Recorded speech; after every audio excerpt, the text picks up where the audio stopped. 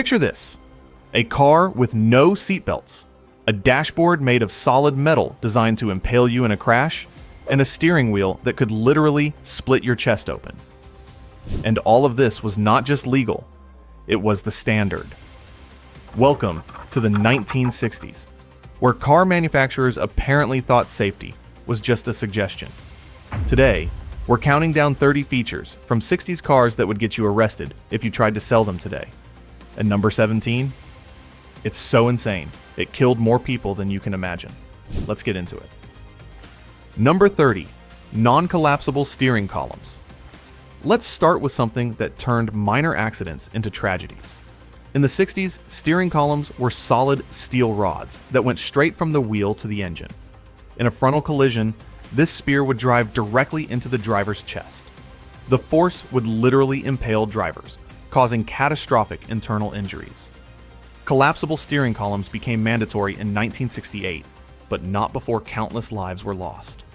Modern columns telescope and absorb impact, but back then, you were jousting with your own car. Number 29, metal dashboards with zero padding. Imagine slamming your head into a solid metal dashboard at 30 miles per hour. That's what passengers dealt with in the 60s. These dashboards were often covered in chrome and featured hard metal knobs and switches, positioned at perfect head strike height. Passengers would suffer skull fractures, brain trauma, and facial disfigurement from what would be minor accidents today. Modern cars require padded dashboards with energy-absorbing materials. This feature alone caused thousands of severe head injuries and deaths every single year. Number 28, exposed door latches. Here's something wild. Door latches in the 60s were often just exposed metal mechanisms on the inside of the door. In a side collision, these could catch clothing, skin, or hair, causing severe lacerations and degloving injuries. Even worse, the exposed mechanisms could fail more easily, meaning doors would fly open during crashes, ejecting passengers. Modern regulations require recessed, covered latches with redundant safety mechanisms. Your door literally can't become a torture device anymore. Number 27, regular glass everywhere. 60s cars used regular annealed glass for all windows. In an accident, this would shatter into thousands of razor-sharp projectiles, flying through the cabin at lethal speeds.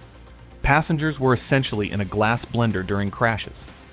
Laminated windshields were around, but side and rear windows, just waiting to turn into deadly shrapnel. Today's tempered glass crumbles into relatively harmless cubes, and laminated safety glass is mandatory for windshields. The difference?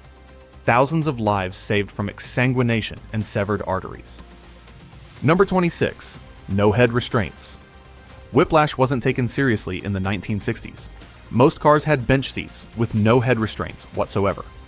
Even a minor rear-end collision at 15 miles per hour could cause severe cervical spine injuries that would leave people with chronic pain, paralysis, or permanent disability for life. Your head would snap backward violently with nothing to stop it. Head restraints became mandatory in 1969, but millions of people suffered permanent injuries before that. Modern active head restraints move forward in a crash to catch your head even faster. Number 25, bench seats with no side support.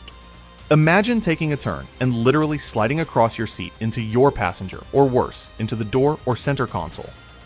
That was normal in the 60s. These flat bench seats offered zero lateral support, and in an accident, occupants would become human pinballs bouncing around the interior, colliding with each other and hard surfaces. Side impacts were especially deadly because nothing held you in place. Modern bucket seats with bolstering and side impact airbags keep you positioned exactly where the safety systems expect you to be. And we're just getting started. Wait until you see number 19. It involved aftermarket flamethrowers that people actually installed. I'm not kidding. But first, let's talk about the single most deadly omission in automotive history. Number 24. No seatbelts, or optional ones. Nobody used. This is the big one. Seatbelts weren't mandatory equipment until 1968, and even then, wearing them wasn't required by law in most states until the 1980s. Cars were literally sold without seatbelts. or they were tucked away as an optional safety feature most people never chose. If you did have them, they were often just lap belts with no shoulder restraint. In a frontal crash, your torso would jackknife forward, smashing your face into the steering wheel or dashboard. The statistics are horrifying. Seatbelts reduce fatal injuries by 45% and serious injuries by 50%.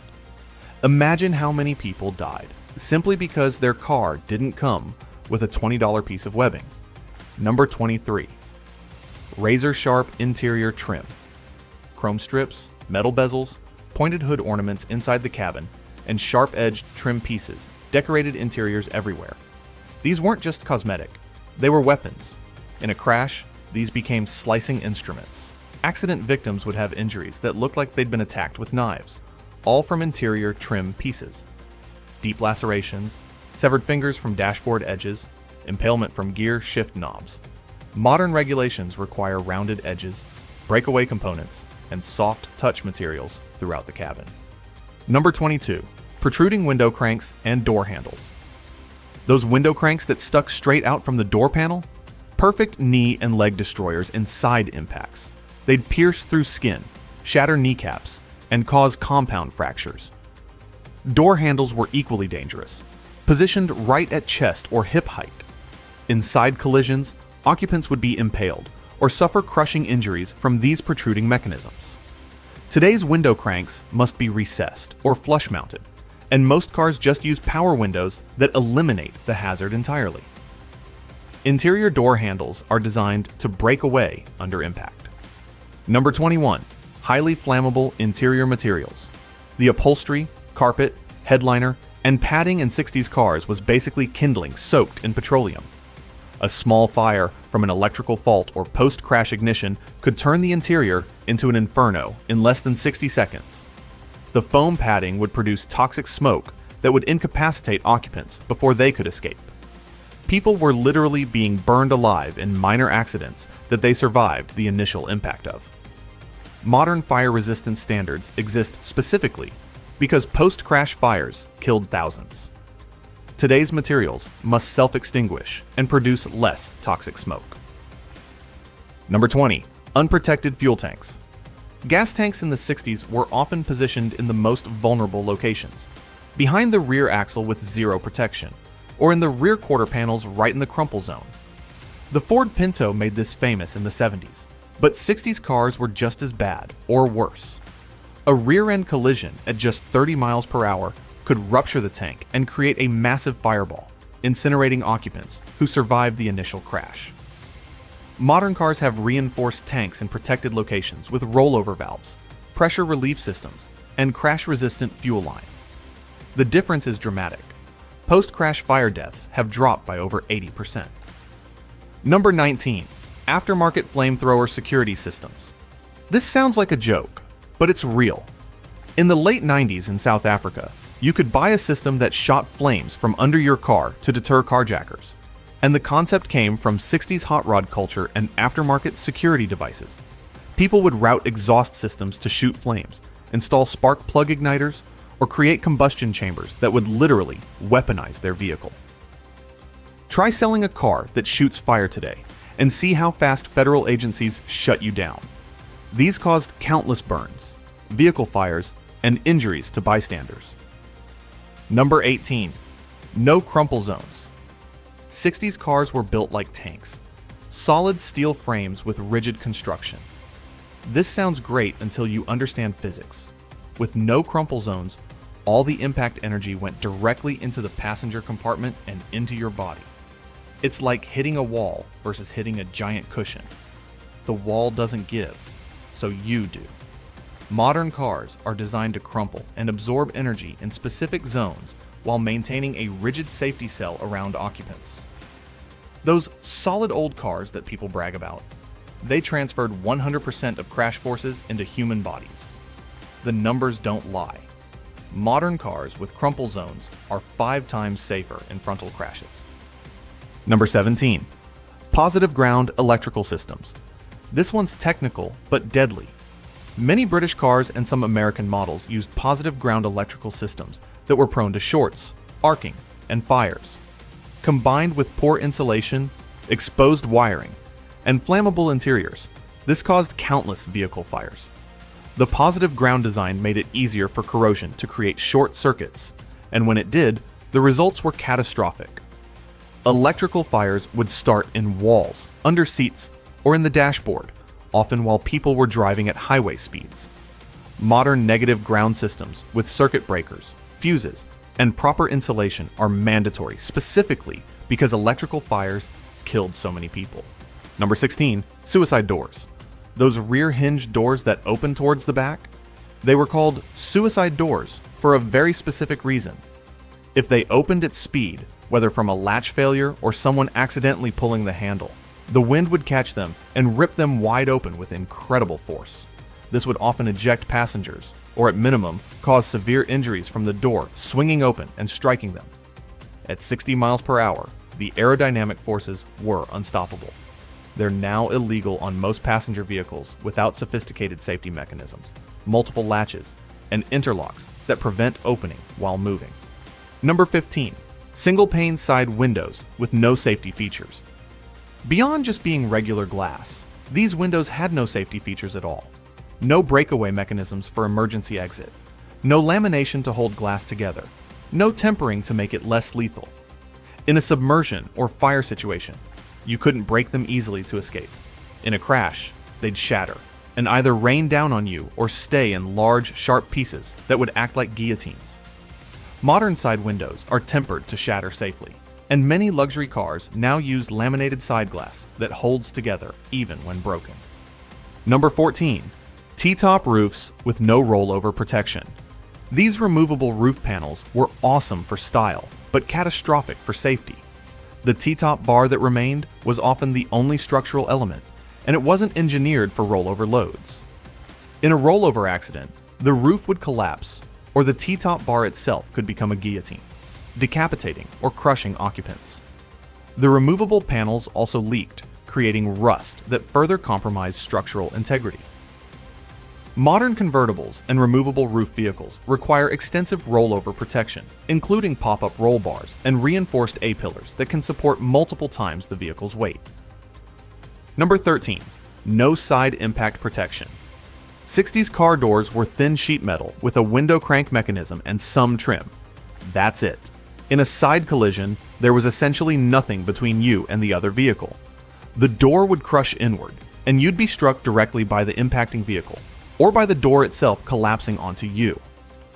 Modern doors have side impact beams, reinforced structures, and side airbags. The difference in survival rates for side impacts is staggering. You're 4 times more likely to survive a serious side collision in a modern car. We're in the top 12 now, and these features are so insane, you'll wonder how anyone survived the 60s. Number 7 involves brakes that would literally catch on fire while you were driving. Stay with me. Number 12, inadequate or non-existent defrosting systems. Some economy cars had defrosters that were essentially a joke, a small fan blowing lukewarm air at a tiny portion of the windshield. Driving with a frosted or fogged windshield was just part of winter life. People would drive while scraping ice off the inside of the windshield with one hand. This caused countless accidents from reduced visibility, especially in northern climates. Modern defrosting systems are mandatory and must meet specific performance standards. They have to clear a certain percentage of the windshield within a set time. Visibility is literally life or death.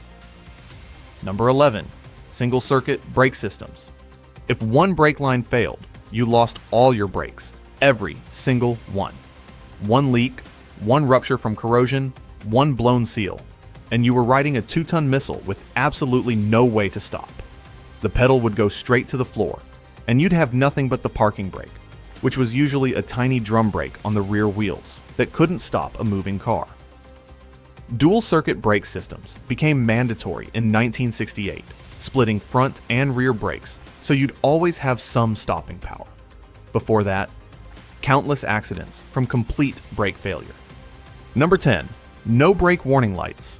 You wouldn't know your brake fluid was low, your brake system had failed, or your parking brake was engaged until something went catastrophically wrong. There was no dashboard warning, no indicator, nothing. Modern cars have multiple brake warning lights, low fluid, ABS malfunction, brake pad wear, and more. These warnings give you time to fix problems before they cause accidents. In the 60s, the first sign of brake problems was often when you needed to stop and couldn't. Number 9. Bias ply tires. These tires had terrible grip compared to modern tires, wore unevenly creating dangerous handling, and were prone to catastrophic blowouts at highway speeds. The construction method meant the tire would flex excessively, building up heat until the rubber literally separated from the carcass.